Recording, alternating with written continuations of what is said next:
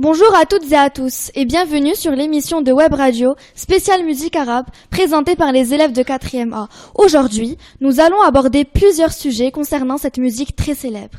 Tout d'abord, les origines de la musique arabe et les chanteurs qui l'ont marquée. Puis, les thèmes et les styles que l'on peut y trouver et les instruments utilisés. On parlera aussi plus précisément de la musique marocaine et du célèbre Saad El-Mjarrad, mais aussi du chanteur Cheb Khaled et du raï. Et enfin, pour tous les fans de rap qui nous écoutent, nous allons comparer le rap français et le rap marocain.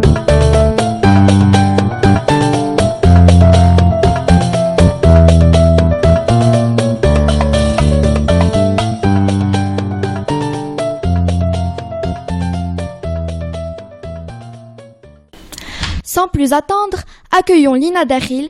Bonjour Lina, peux-tu nous expliquer d'où vient la musique arabe ? Avec plaisir. La vérité, c'est que l'histoire de cette musique a été perdue. Dans les livres de la littérature qui retracent l'histoire, il y a quelques idées d'ici ou de là. Mais quoique ces idées aient une grande importance pour informer, elles restent et suscitent pour construire une vérité scientifique du parcours que l'on connaît de la musique orientale aujourd'hui. Le même problème existe pour la musique arabe traditionnelle. La musique arabe était une musique populaire et locale, dans les tribus se situant en Arabie Saoudite et les autres pays comme l'Irak, l'Iran, le Yémen et la Syrie. Chaque pays arabe a un style de musique orientale qui est commun dans les principes, mais très différent dans les pratiques. La perte de l'histoire de la musique arabe est due à sa façon orale de transmettre. Les étudiants de la musique orientale tiennent leur connaissance directement du maître bouche à oreille. L'apprentissage de la musique se fait la plupart du temps en famille. C'est une question d'héritage familial qu'il faut garder. C'est ce qui a rendu plus difficile l'apprentissage de l'art. La musique arabe les musiciens arabes comme les poètes exposent leur musique et leurs textes dans les souks. Cela arrive au temps des jahélites, qui est la période avant l'islam. Les souks, comme les moussem, qui est une fête régionale annuelle, étaient un moyen publicitaire dans un monde où il n'y avait pas de moyens de télécommunication, radio, télévision, internet ou journaux, etc. Les caravaniers ont été les premiers moyens de communication entre les peuples de l'Orient. La musique, qui est la plupart du temps, le caravanier était un artiste ou un musicien comme il était un poète. La musique était un moyen de distraction pour les voyageurs qui traversaient un continent de désert et qui passaient des jours et des nuits dans un océan de sable et d'étoiles. Ils ne voyaient que la terre sablonneuse. La nuit était un festival dans un lieu chaud comme le Sahara. La musique et la poésie étaient de bons compagnons dans la solitude. Merci pour toutes ces informations utiles, Lina. On peut en conclure que la musique arabe apporte de la convivialité et de la joie.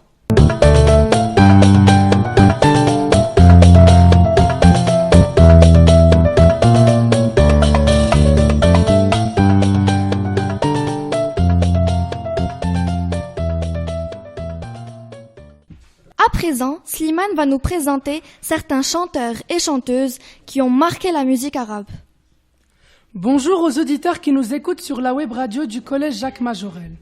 Aujourd'hui, je vous propose de découvrir ensemble 3 grands chanteurs arabes qui ont marqué l'histoire de la musique orientale du siècle dernier.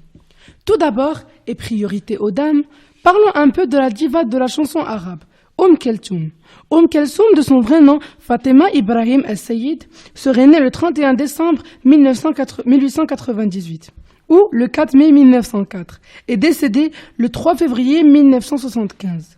C'était une chanteuse égyptienne de renommée internationale. Elle était auteure, compositrice et actrice de films des années 20 aux années 70. Elle a reçu le titre honorifique Kawkab Al-Sharq, ce qui veut dire en français la planète de l'Est. Kelsoum était connue pour sa capacité vocale extraordinaire et son style apprécié de millions de fans jusqu'à ce jour.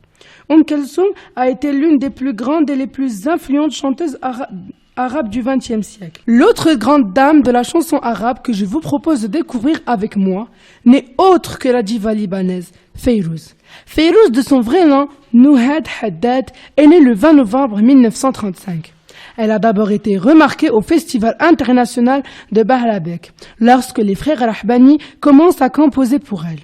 Fayrouz a créé un nouveau style de musique libanaise, initialement très influencé par la musique latine. Elle avait un penchant pour la modernité et la musique occidentale. Fayrouz est communément appelée ambassadeur aux étoiles. Fayrouz excelle dans les comédies musicales et à ce jour, elle est considérée comme l'un des plus grands noms de la chanson arabe. Allez, un petit extrait d'une chanson de Fayrouz, A'tini Naya.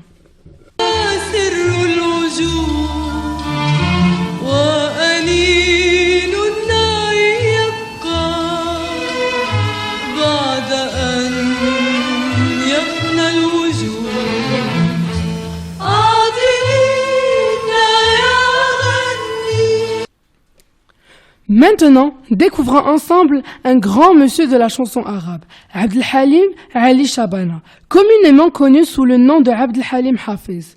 Abdel Halim Hafiz est un chanteur égyptien dont on ne connaît pas la date exacte de naissance.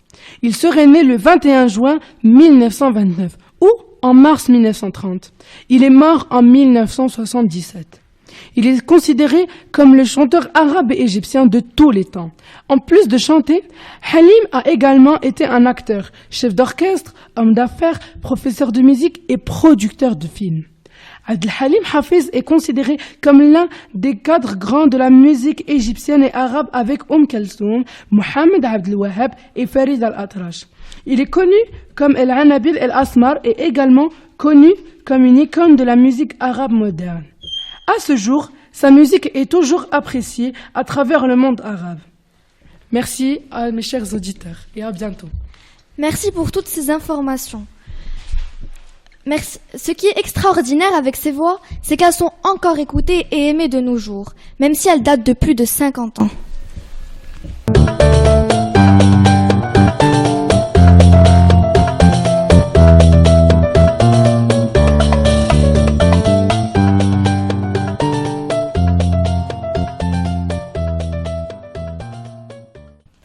Maintenant, Shadi, Hilal et Adam vont nous en dire plus sur les thèmes abordés dans la musique arabe. Tu peux commencer, Adam. Parmi les nombreux thèmes abordés dans la musique arabe, nous pouvons trouver l'amour. Ce thème tient très certainement la place la plus importante dans la plupart des chansons arabes. En effet, de grands chanteurs arabes ont chanté l'amour comme Kalsoum dans Anta Umri, Abdel Halim Hafid dans Ahwak, ou même Georges Wassouf dans Kalamak ya Habibi. Ce thème est également présent dans la musique marocaine et représenté par Abdel Wahab Doukali dans Marsoub al-Hub et plus récemment par la chanteuse libanaise Nancy Ajram qui a chanté Hubbak Liya. À toi, Hilal. Le patriotisme est aussi beaucoup chanté par les chanteurs arabes. En Égypte, par exemple, beaucoup de chanteurs égyptiens ont chanté pour le président égyptien Gamal Abdel Nasser. Au Maroc, Abdel Wahab Doukali a chanté une chanson dédiée à la gloire du roi du Maroc Hassan II, Habib el-Jamahir. Et pour finir, vas-y, Shadi. L'amour est un thème qui revient très souvent dans la musique arabe, comme avec Kalsoum. Le thème de l'amour peut se diviser en deux parties, la nostalgie, mais aussi la personne aimée. Dans la partie nostalgique, les chanteurs parlent souvent de leur ville natale, ou autre chose comme leur enfance. En ce qui concerne la personne aimée, ils parlent souvent de la personne dont ils sont ou étaient amoureux, et peuvent aussi parler de leur famille. Dans le thème satirique, les chanteurs comme Fayrouz se plaignent ou appellent à la rébellion. Ce thème n'a aucune relation avec le précédent, si ce n'est qu'ils le font pour l'amour de leur peuple. Le thème religieux est souvent chanté par un groupe de personnes religieuses. Ils peuvent chanter sur Dieu, le prophète. Ils peuvent évidemment chanter un récit religieux ou un verset du Coran. Merci les garçons. Eh bien, d'après vos recherches, je dirais que les Arabes sont de grands romantiques.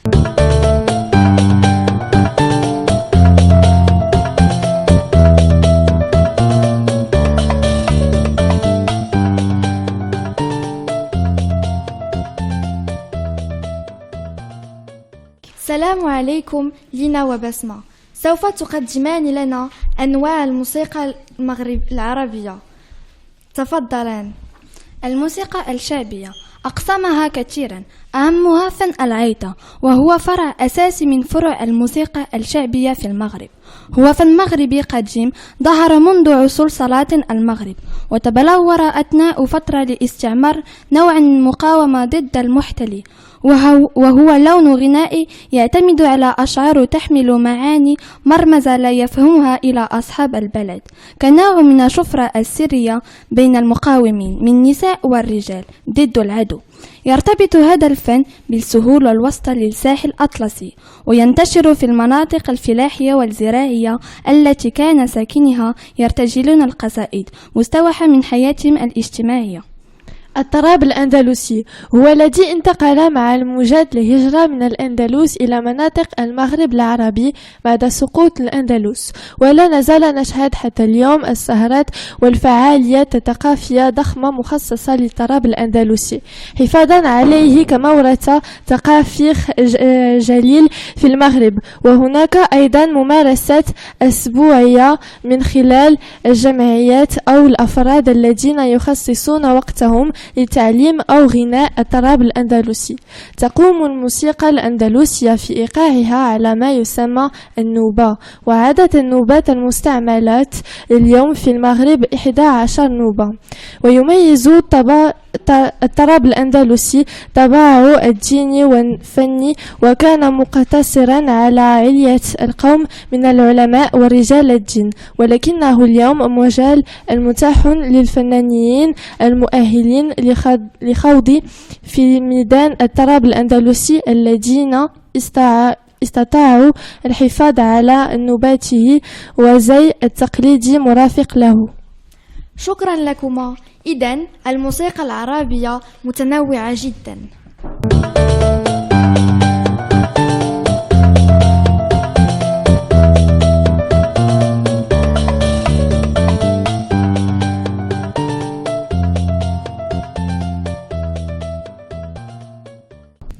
Maintenant, Ilyas et Ryan vont nous expliquer quels sont les différents instruments fétiches de la musique arabe. En musique arabe, les instruments les plus utilisés sont le oud, la gasba, la darbouka et le violon. Moi et Ryan, allons vous les présenter. Tout d'abord, le violon. Le violon est un instrument à cordes frottées, fait de 4 cordes et plusieurs types de bois. Il daterait de 1520 après Jésus-Christ. Il est utilisé dans plusieurs types de musique, notamment la musique arabe.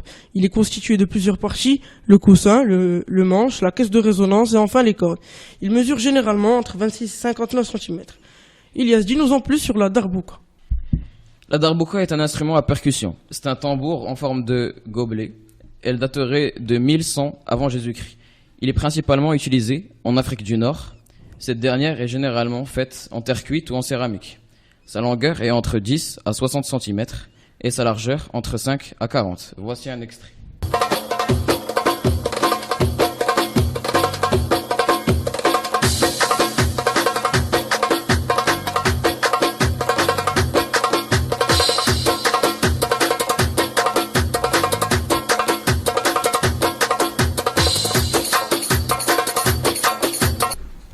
La gasba. La gasba est un instrument de musique avant traditionnelle d'origine berbère. Il s'agit d'une flûte de roseau utilisée au Maroc dans la région du Rif oriental, mais aussi dans la Tunisie. Elle se joue en posant la flûte sur le côté de la bouche. Le oud signifie bois en français, est un instrument à cordes pincées. Il est très répandu dans les pays orientaux tels que la Turquie et dans les pays occidentaux comme la Grèce. Il daterait de 1800 avant Jésus-Christ. Il est composé de plusieurs parties. Table d'harmonie, caisse de résonance, manche et cordier. Voici un extrait.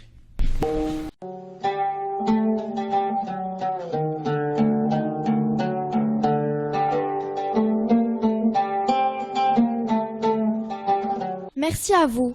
D'ailleurs, ce sont sûrement ces instruments-là qui ont inspiré la danse du ventre.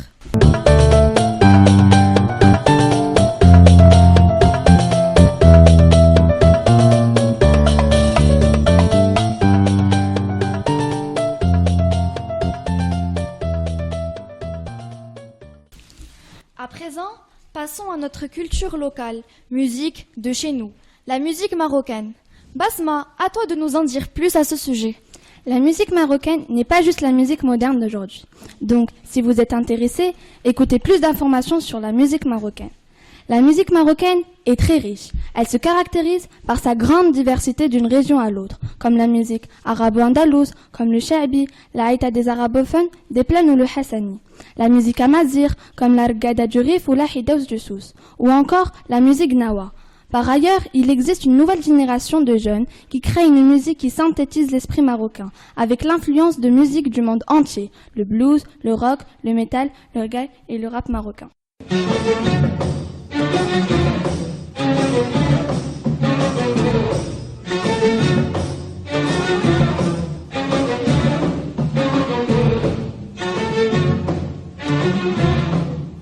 musique berbère est une musique traditionnelle d'Afrique du Nord, présentant une grande variété de styles suivant les régions et répandue particulièrement par la musique populaire du Souss, du Rif et du Moyen Atlas au Maroc.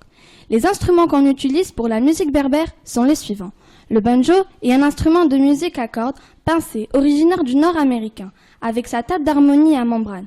On le distingue facilement de la guitare. Le bandir, Abendayar Wagoun, fait partie des instruments à percussion les plus connus et les plus utilisés dans tous les styles musicaux berbères. Le bandir est un instrument d'origine berbère. À la base, il avait la forme carrée et au fil du temps, il devient rond cylindrique. Il est l'instrument par excellence pour accompagner les chants traditionnels berbères. Et la musique arabe-andalouse est l'héritière de la musique chrétienne pratiquée en Espagne et au Portugal avant la reconquista de la musique afro-berbère du Maghreb.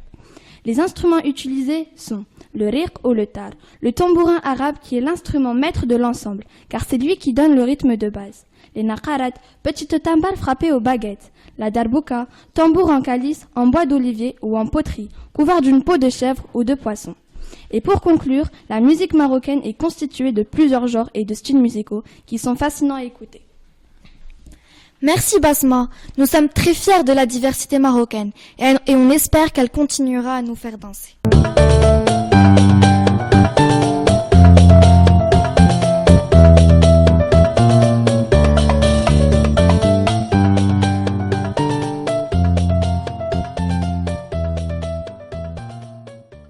Maintenant, un sujet qui a fait beaucoup parler de lui ces derniers temps. Saad El Mjarrad, la star marocaine. À toi Camélia pour plus de précision. Merci. Bonjour à tous et à toutes. À présent, je vais vous parler de Saad El Mjarrad. Oui, ce célèbre artiste marocain âgé de 32 ans qui s'est fait connaître grâce à l'émission de compétition musicale Superstar en 2007. Saad El Mjarrad est né et a grandi au milieu d'une famille d'artistes marocaines à Rabat. C'est le fils d'un chanteur marocain plus connu sous le nom de Bachir Abdou, mais qui se nomme Bachir Lamjarrad, et de l'actrice Nezha Regragui. Dès son jeune âge, il apprendra à jouer du piano, ce qui le mènera à chanter et à choisir le même métier que son père. Mais peu après, Saad El Mjarrad devient également acteur, tout comme sa mère. Comme on dit, il fait d'une pierre deux coups. En 2007, Saad va donc participer à la 4e édition de l'émission libanaise Superstar et atteint la demi-finale où il se retrouve 2e dans le classement derrière le chanteur tunisien Marwan Ali. Comme je l'ai dit, c'est en quelque sorte grâce à cette émission qu'il commence à se faire connaître. Mais sa carrière en tant qu'artiste célèbre ne débute qu'en 2009 à la sortie de son single nommé Waadini, qui veut dire promets-moi en français. Quelques années plus tard, c'est-à-dire en 2012, son album Wala Alik voit le jour et son single Mal Habibi Malou devient le hit le plus vu du monde arabe avec plus de 110 millions de vues sur YouTube. En 2015, il remporta un Murex d'or pour son tube Enti, sorti en 2014 et qui atteint 6 millions de vues sur YouTube en seulement 20 jours. Et quelques mois plus tard, son nouveau hit Ma'alem atteint 201 millions de vues sur YouTube en moins de 6 mois. Mais Saad El Mjarrad n'est malheureusement pas connu que pour son talent de chanteur, mais également à cause de ses arrestations pour viol. En effet, il a été accusé de viol en 2010 aux États-Unis et en 2016 à Paris. Bien qu'il soit célèbre, comment une telle chose peut arriver et surtout la veille d'un concert très important? Cette question qui restera malheureusement sans réponse, mais à qui on dira que c'est l'effet de la drogue. Moi, je ne crois guère un mot. Merci Camélia pour ce portrait. Espérons connaître la vérité le plus tôt possible. Néanmoins, il reste un artiste très talentueux et est le numéro 1 du Maghreb aujourd'hui.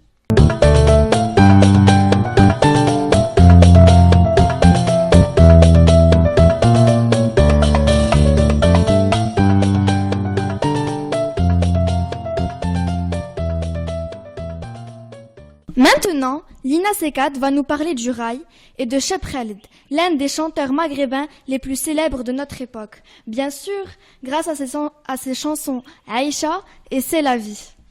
Bonjour à toutes et à tous. Aujourd'hui, je vais vous parler du rail, et plus particulièrement d'un chanteur qui depuis mon plus jeune âge m'a marqué. Je parle bien évidemment de Cheb Khaled. Le rail est un genre musical algérien né dans les années 1970 en Algérie. Le rail devient rapidement la musique populaire dominante parmi les jeunes du Maghreb. Que signifie le rail? Le rail signifie l'opinion, le destin, l'expérience, la vision des choses. Dès ses débuts, les chanteurs de rail exprimaient leur avis sur les problèmes des Algériens. Les instruments traditionnels du rail, flûte, derbouka et bendir,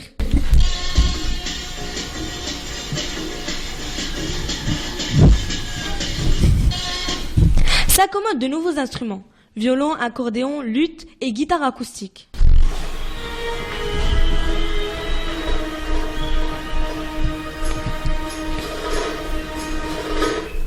Il faut attendre 1985 pour que l'État algérien reconnaisse officiellement le rail à l'occasion du premier festival de rail à Oran. Auparavant, cette musique n'avait jamais eu droit de citer à la radio ou à la télévision d'État.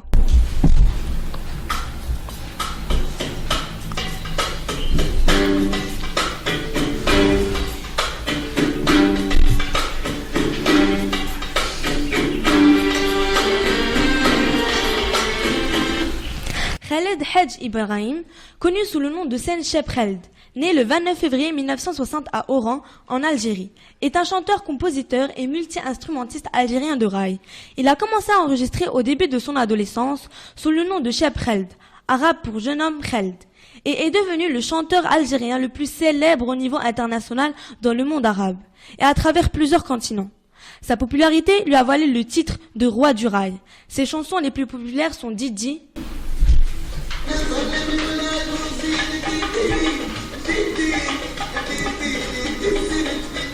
Aïcha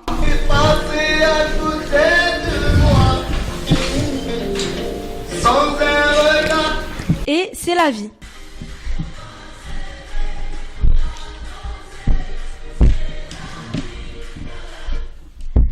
Merci Lina pour toutes ces informations. Et j'espère qu'il a enfin retrouvé sa Aïcha. Après tant de persévérance, Aïcha l'a enfin écouté.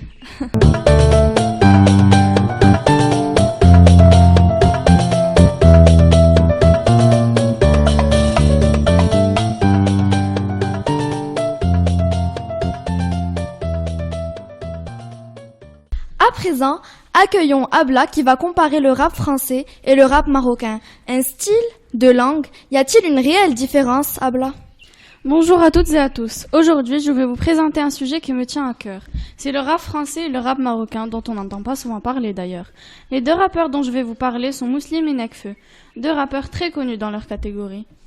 Mouslim a un style très peu différent de celui de Nekfeu, que je vais également vous présenter. Il est simplement plus vrai et plus authentique, selon moi. Après, les goûts et les couleurs ne se discutent pas. Il me plaît peut-être même plus que Nekfeu, car ses paroles sont frappantes et parlent de la réalité du Maroc en ce moment même. Non pas que les paroles de Nekfeu ne soient pas frappantes, bien au contraire, mais voilà, nous y reviendrons. Mouslim raconte la situation des gens dans les quartiers pauvres de Tanger. Dans son rap, la plupart du temps, il parle de sujets sociaux tels que le chômage et la pauvreté, d'analphabétisation, de prostitution et de drogue. Quant à Nekfeu, il est plutôt du style à décrire la réalité telle qu'il la voit, et non pas comme nous la voyons. Son langage est aussi relâché que celui de Mouslim. Les deux rappeurs utilisent un langage de rue. Nekfeu, quant à lui, traite des sujets sociaux également, mais je pense moins frappants que ceux de Mouslim. En bref, il parle de l'arrêt d'école, de dealer de drogue, qu'il veut vivre sa vie sans être privé ni critiqué. Comme conclusion, je peux seulement vous dire d'aller écouter ces deux rappeurs et de vous forger un avis sur eux. Peut-être qu'il sera totalement différent, ou peut-être même similaire, mais nous ne sommes pas tous pareils, et heureusement. Merci beaucoup Abla pour ton analyse. Je vais sans aucun doute commencer à écouter ces deux rappeurs.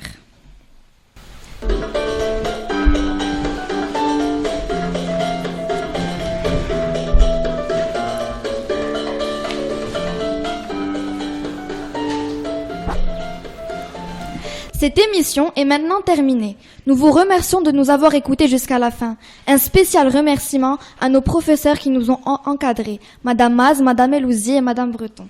Et bien sûr, à toute l'équipe technique, Mamoun Rifaï, Hilal Ben Yamani, Adam Maïtoussi et Ilyas Mokhtari. Merci encore et à la prochaine émission. Sans oublier de remercier notre animatrice, Rania Bichara.